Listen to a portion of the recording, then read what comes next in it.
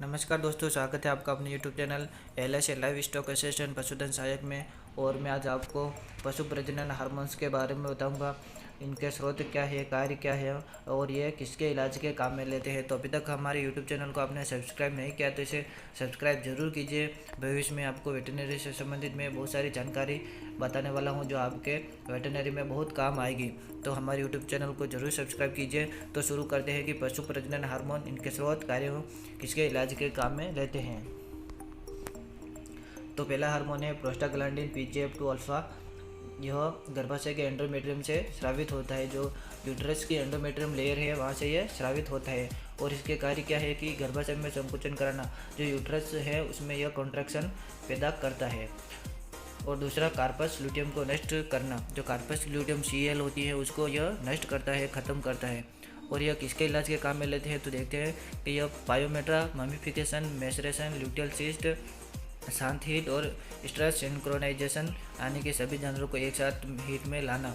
तो जो ये पायोमेट्रा, ममिफिकेशन, मैसरेशन इनके इलाज के काम में लेते हैं। और ये क्या होते हैं मैं ये आपको अगले वीडियो में बताऊँगा। और प्रोस्टाग्लैंडिन को हार्मोनोइड हार्मोन जैसा पदार्थ भी कहा जाता है।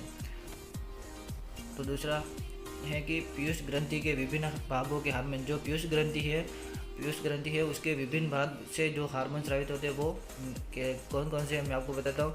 जो अग्रभाग है पीयूष ग्रंथि का, उसके अग्रभाग से LH luteinising hormone, FSH follicle stimulating hormone और ACTH adreno corticotropic hormone, TSH thyroid stimulating hormone, GH growth hormone और प्रोलैक्टिन हार्मोन यह स्रावित होता है अग्रभाग से।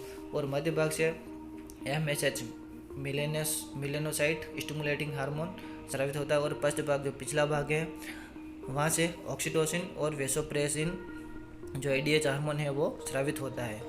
ऑक्सीटोसिन एवं वेसोप्रे का निर्माण हाइपोथैलेमस में होता है। दोनों ही हार्मोन पीयूष ग्रंथि के पश्च भाग में एकत्रित होते हैं, यह यहीं से स्रावित होते हैं। ऑक्सीटोसिन का निर्माण हाइपोथैलेमस के पेरावेंट्रिकुलस केंद्र में होता है। और जो वेसोप्रिन का निर्माण होता है वो हाइपोथैलेमस के सुप्रा ऑप्टिक केंद्र में होता है। तो जो पीयूष ग्रंथि के पश्च भाग के हार्मोन है वो कौन कौन से हार्मोन है, उनके कार्य क्या है, वो किस उपचार में काम लेते हैं तो देखते हैं कि ऑक्सीटोसिन। और इसका कार्य ऑक्सीटोसिन जो पीयूष ग्रंथि के पश्च भाग से हम जो पश्च भाग है वहाँ से स्रावित होता है। और इसका कार्य क्या है कि प्रसव के समय गर्भाशय में संकुचन कराना। अर्थात जब भी एनिमल जो पशु होता है वो उसका पार्चुरेशन होता है, प्रसव होता है, तो जो यूट्रस गर्भाशय है उसमें यह कॉन्ट्रैक्शन पैदा करता है, संकुचन पैदा करता है। और जब भी गाय, भैंस या पशु दूध नहीं देता है तो उसका जो ऑक्सीटोसिन हार्मोन्स का इंजेक्शन लगाने पर यह मिल्क ले डाउन यानी कि दूध उतारता है, यथार्थ मिल्क ले डाउन के काम में भी लेते हैं ऑक्सीटोसिन हार्मोन को। तो यह किसके उपचार के काम में लेते हैं तो फर्स्ट है यूटेराइन इंटेरेटिया के उपचार में रहते हैं। और रिटेशन ऑफ प्लेसेंटा, जब जहर नहीं गिरती है तो उसके काम में भी ऑक्सीटोसिन हार्मोन को उपयोग में लिया जाता है। अगला हार्मोन है वेसोप्रेसिन ADH अर्थात एंटी डायरेटिक हार्मोन। और यह जो पीयूष ग्रंथि है उसके पश्च भाग से स्रावित होता है। और इसका कार्य यह है कि यह शरीर में पानी को नियंत्रित करने वाला हार्मोन है। अर्थात जो पानी की मात्रा होती है शरीर में उसका बैलेंस बनाए रखता है। यह नेफ्रॉन की कलेक्टिंग डक्ट से पानी अवशोषण का कार्य करने का कार्य करता है। जो नेफ्रॉन्स होते हैं उनकी जो कलेक्टिंग डक्ट है वहाँ से पानी का अवशोषण करता है और मूत्र के आयतन को कम करता है। जो यूरिन होता है उसके आयतन को यह कम करता है। ADH एंटी डायरेटिक हार्मोन्स की कमी से होने वाली बीमारी तो कौन सी बीमारी है, डायबिटीज़ इंसिपिडस बीमारी होती है इसकी कमी से। और इसके लक्षण क्या है, पोलीयूरिया, मूत्र का आयतन बढ़ना। अर्थात पोलीयूरिया होता है तो इसका मतलब होता है कि मूत्र का आयतन बढ़ रहा है। और पोलीडिस्पिया तो प्यास का ज़्यादा लगना, यह इसके लक्षण है। अगला है फॉलिकल स्टिमुलेटिंग हार्मोन FSH। और यह जो पीयूष ग्रंथि का अग्रभाग है वहाँ से स्रावित होता है। और इसके कार्य क्या है कि फॉलिकल का उद्दीपन करना और ग्राफिन फॉलिकल में एस्ट्रोजन हार्मोन्स का स्रावन करना होता है। और ये किसके उपचार के काम में लेते हो तो एनेस्ट्रस के उपचार में काम में लेते हैं।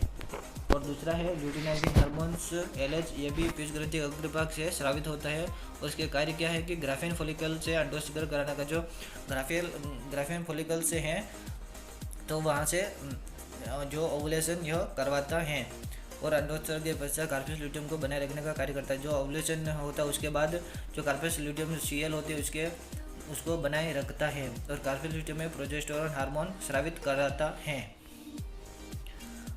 अगला है प्रोलैक्टिन। प्रोलैक्टिन में जो हार्मोन से है वो पीयूष ग्रंथि के अग्रभाग से स्रावित होता है और इसका कार्य क्या है कि मातृत्व के गुण के लिए जिम्मेदार होता है। जो माता के जो गुण होते हैं उसके लिए यह जिम्मेदार होता है और मुर्गियों में ब्रूडिनेज के लिए जिम्मेदार होता है और भेड़ एवं चूहे में यह एलएच की तरह कार्य करता है। जो एलएच हार्मोन है उसकी तरह यह कार्य करता है भेड़ एवं चूहों में। भेड़ एवं रोडेंट्स जो चूहे होते हैं में सीएल को बनाए रखने का कार्य करता है एवं सीएल में प्रोजेस्टेरोन का स्राव कराता है। और अगला है यह हार्मोन मेमोजेनेसिस, लैक्टोजेनेसिस एवं लैक्टोपोइसिस का कार्य भी करता है।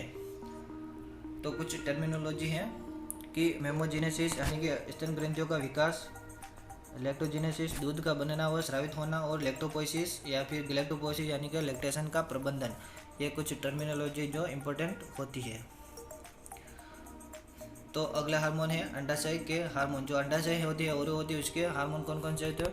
एस्ट्रोजन, E2, प्रोजेस्टेरोन, P4 और एंड्रोजन, रिलैक्सिन, प्रोटीन हार्मोन जल में घुलनशील होता है।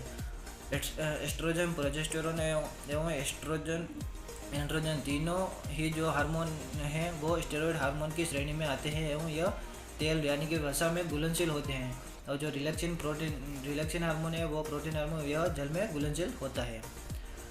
तो पहला देखते हैं कि एस्ट्रोजन हार्मोन, इसका स्रोत क्या है कि ग्राफियन फॉलिकल की थीका सेल से, अर्थात जो ग्राफियन फॉलिकल की जो थीका सेल से यहाँ वहाँ से यह स्रावित होता है। और इसका कार्य क्या है कि हीट के लिए जिम्मेदार हार्मोन है, यानी कि जो पशु हीट में आते हैं उसके लिए जिम्मेदार होता है और स्तन ग्रंथियों में डक्ट सिस्टम की ग्रोथ कराता है। जो स्तन ग्रंथियाँ हैं मेमोरी ग्लैंड्स होती हैं उनमें डक्ट सिस्टम होता है, उनकी ग्रोथ यानी कि वृद्धि करवाता है और मादा में द्वितीयक लैंगिक लक्षणों के लिए उत्तरदायी होता है। अगला है प्रोजेस्टेरोन हार्मोन और यह इसका स्रोत क्या है? कार्पेस ल्यूटियम जो सीएल होती है वहाँ से यह स्रावित होता है और इसका कार्य क्या है कि गर्भाशय को बनाए रखने का कार्य करता है, अतः इसे गर्भावस्था हार्मोन भी कहते हैं। जो गर्भावस्था होती है वो उसको बनाए रखता है, इसलिए इसे गर्भावस्था हार्मोन भी कहते हैं प्रोजेस्टेरोन हार्मोन को।